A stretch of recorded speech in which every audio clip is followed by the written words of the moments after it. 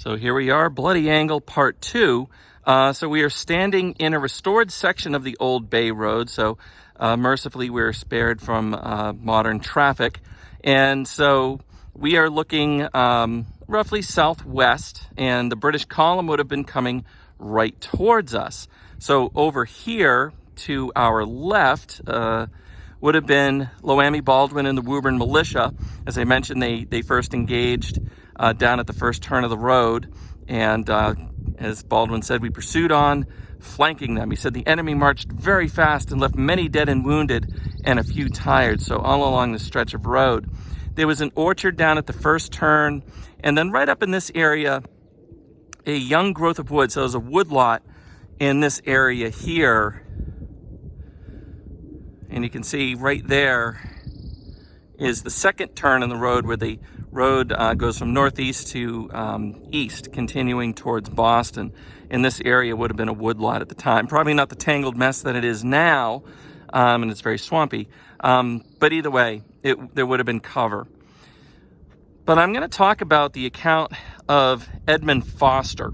So he was a volunteer from the town of Reading. He was actually studying to become a minister at Yale College, and he was home on spring leave, and the war broke out. So he borrowed a musket and accoutrements from a neighbor, and he marched off with the militiamen and Minutemen from the town of Reading. And so he first fought at Miriam's Corner, which is about 2 miles or so to the west of here.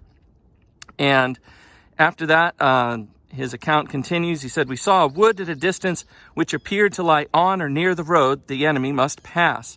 So over here we have the wood lot and the orchard further down.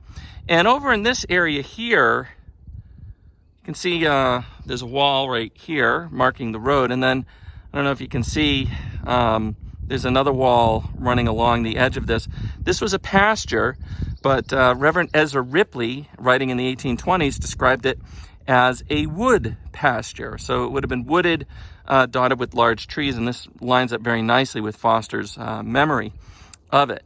So either way, they pick out this location from, more than 2 miles away, which gives you an indication that a lot of the landscape is very open. He said, many leapt over a wall and made for that wood. We arrived in time to meet the enemy. There was then on the opposite side of the road a young growth of wood well filled with Americans.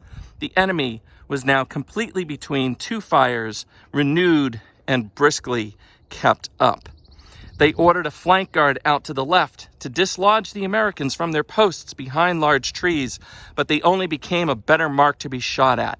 8 or more of their number were killed on the spot, and no doubt many wounded. So, about 1 o'clock in the afternoon, April 19th, 1775, this would have been a particularly deadly place to be standing if you were a British soldier. And I also want to acknowledge, think about those light infantrymen that went out into this field.